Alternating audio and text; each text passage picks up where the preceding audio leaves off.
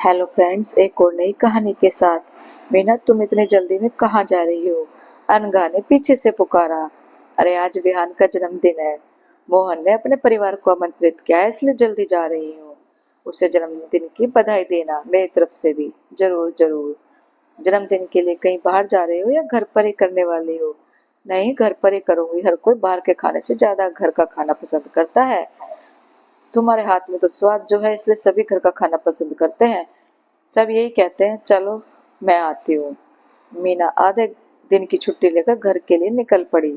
आते समय पनीर, दही, सलाद के लिए सब्जियां, विहान का पसंदीदा चॉकलेट केक और पास के बाजार से कुछ सामान लेकर घर आई। उसकी सासू माँ ने दरवाजा खोला। अच्छा हुआ तुम जल्दी आ गई। मुझे तो कुछ सोच भी नहीं रहा। मैंने लक्ष्मी को जल्दी आने के लिए कहा, वह जल्दी आ जाएगी कहकर वह जाकर सोफे पर बैठ गई। तुम इन थैलों के साथ साथ क्या लाई हो? ससुर जी ने उसके लाए दो भारी थैलों को उठाते हुए कहा।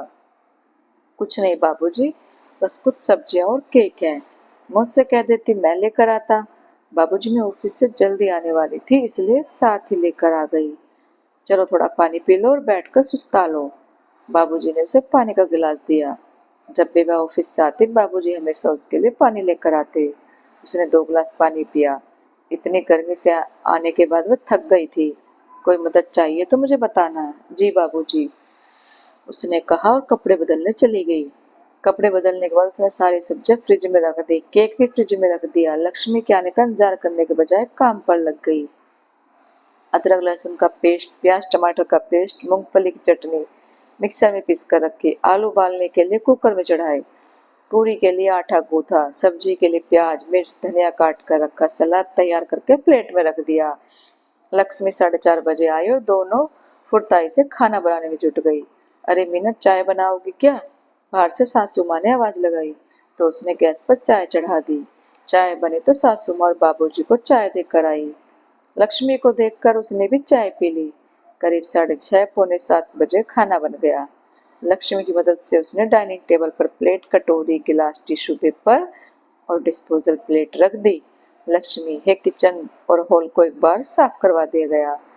काम का मैनेजमेंट सीखना हो तो बस मीना से सीखना चाहिए।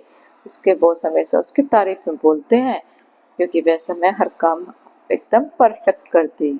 सब हो जाने के बाद उसने लक्ष्मी को घर जाने के लिए टिफिन दिया और आज के काम के पैसे भी दिए। लक्ष्मी चली गई तो वह तैयार होने के लिए जाने लगी। इतने में मोहन घर आया। फिर उसने उसके लिए चाय बनाई। जैसे भी फ्रेश होकर आया, उसने उसे चाय दी और तैयार होने के लिए जाने लगी। इतने में छोटी ननद बेटी को लेकर आ गई। फिर उसने उसे चाय और बेटी को दूध और बिस्किट दिए। 7:15 बज रहे थे। मोहन, मैं तैयार होकर आती हूँ कहकर वह जल्दी से बेडरूम में गई। उसके जाते ही बड़ी ननद, जेठानी, जेठ और उनके बच्चों के आने की आवाज सुनाई दी। उसने जल्दबाजी में साड़ी पहनी थी, हल्का मेकअप करने का भी समय नहीं था। उसने जल्दी से अपने बाल बनाए और नीचे आ गई। सब आ गए थे। भाभी, कितनी देर हो गई, हम कब से इंतजार कर रहे हैं, बड़ी ननद ने ताना मारा। अरे, मैं तैयार होने गई और आप लोग आ गए, मीना ने हंसकर कहा। ऐसे तैयार होते हैं? उसने मुंह बनाते हुए कहा। मीना को अपनी बड़ी भाभी को ताना मारने की आदत थी। मीना को गुस्सा आया, पर मौके की नजाकत देखकर वह चुपचाप वहां से चली गई। सबके लिए शरबत बना कर ले आई। मीना, क्या तुमने यह शरबत घर पर बनाया है? जेठ जी ने पूछा। हाँ, कैसा बना? बहुत बढ़िया।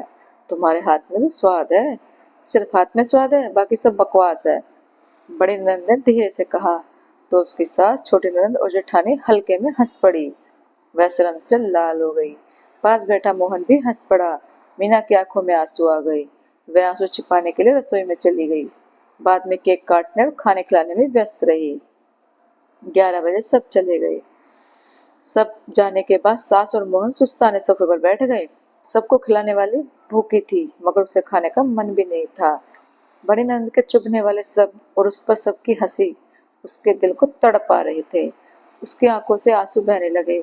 जैसे तैसे उसने अपने आंसू रोककर पानी की बोतल लेकर ऊपर जाने लगी। अरे, हमारे कमरे में बोतल रख देना, उसकी सास ने पीछे से आवाज लगाई।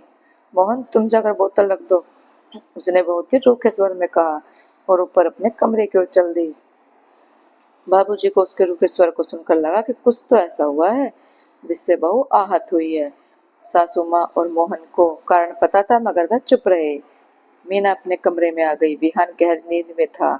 वह उसके बगल में लेट गई। थोड़ी देर बाद मोहन आया और बिना कुछ कहे सो गया। हाथों में स्वाद, दिखने में बकवास, उसके खानों में गूंजते रहे। शादी के समय वह अच्छी सुडौल कद काठी की थी, मगर इन 7 सालों में सबको खुश करने के चक्कर में अपनी सेहत की तरफ देखना भूल गई। नतीजा, उसको दिखने पर तंज कसने लगे। इन 7 सालों में सभी के लिए उसने जो किया वो सब भूल गए। कुछ मन ही मन उसने तय किया। सुबह 7 बजे सासू माँ कमरे से बाहर आई तो देखा रसोई खाली पड़ी थी, चाय अब तक नहीं बनी। ससुर जी बाहर आकर बोले, लगता है मीना अभी तक उठी नहीं, आज तुम चाय बना लो। ससुर जी कहते ही सासू माँ चाय बनाने चली गई। अजी दूध की थैली ले आओ, दरवाजे के बाहर हो गई। ससुर जी दरवाजा खोलने गए। क्या कोई बाहर गया है? ये इंटरनल लॉक लगा हुआ है, कहते हुए दूध की थैली लेकर अंदर आए। मीना चाय दे दो। मोहन ने नीचे आकर गुहार लगाई। मीना ऊपर नहीं है। नहीं तो फिर कहाँ गई? सासू माँ बोली। मतलब वह नीचे भी नहीं है तो कहाँ गई? मोहन चिंता के सुर में बोला। वह नहीं है इसलिए तो मैं आज चाय बना रही हूँ। अभी लक्ष्मी आ गई। आज क्या बनाना है? दीदी कहाँ गई है माँ जी? वह यही है। सासू माँ ने फ्रिज खोलकर कल का बचा हुआ खाना देखा और उसे चावल और रोटी बनाने को बोल दिया और सास तीनों के लिए चाय के कप लेकर बाहर आई। तभी दरवाजे की घंटी बजी। मीना अंदर आई। आज सुबह कहाँ गई थी? सासू माँ ने पूछा। मैं वॉक पर गई थी। अरे वाह, चाय? मीना ने चाय का प्याला उठाते हुए कहा। अरे कप रख, जा अपने लिए चाय बना। सासू माँ गुस्से में बोली। क्या मतलब? ये चाय मैंने हम तीनों के लिए चाय बनाई है, तो क्या मैं इस घर की नहीं हूँ? उसने कहा। घर की तो चाय के समय पर बिना किसी को बताए बाहर टहलने निकल गई। आप सब सो रहे थे तो किसको बता कर जाते? और वैसे भी दरवाजे को इंटरनल लॉक लगा कर गई थी। मीना ने स्पष्टीकरण देते हुए कहा। एकदम क्या सनक चढ़ी है घूमने की? आज शाम को घूमने जाती है, मैंने कभी टोका आपको? मीना की आवाज तेज उठी। मीना, ये कैसी बात कर रही हो माँ के साथ? मोहन ने उसे टोकते हुए कहा। मोहन, कल जब तुम्हारी बहन मेरे दिखने पर हंस रही थी तब किसी ने कुछ नहीं बोला, उल्टा तुम लोग सब हंस रहे थे मुझ पर। क्या उसने झूठ बोला? खुद को देखो, मोहन ने कहा। शादी के वक्त में क्या ऐसी थी?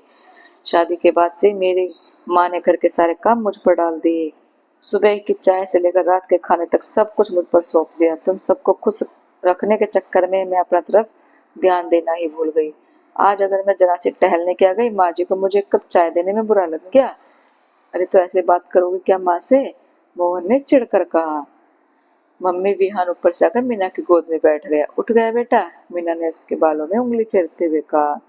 क्या हुआ मम्मी, आप लोग लड़ क्यों रहे हो? नहीं बेटा, हम तो बात कर रहे हैं, तुम इतनी जोर जोर से क्यों चिल्ला रही हो?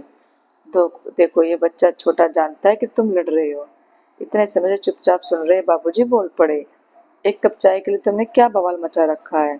अगर तुम लोगों ने कल उसको भला बुरा नहीं कहा होता तो वह आपसे क्यों लजती? और वह अपने लिए समय निकालना चाहती तो बुरा क्या है? अरे सभी ने थोड़ा थोड़ा घर का काम किया तो दिक्कत क्या है?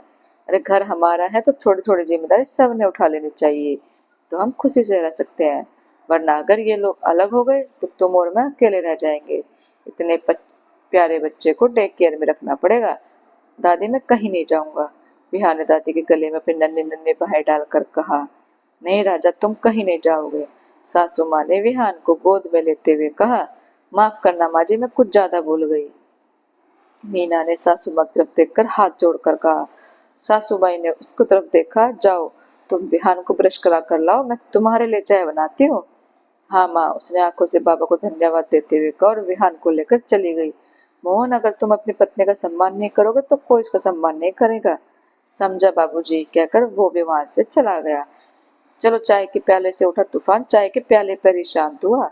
मन ही मन सोचते हुए बाबूजी मदद के लिए रसोई में चले गए। तो दोस्तों, कैसी लगी आपको ये कहानी? अच्छी लगी हो तो प्लीज लाइक, कमेंट और शेयर करना और चैनल को सब्सक्राइब करना। Thank you.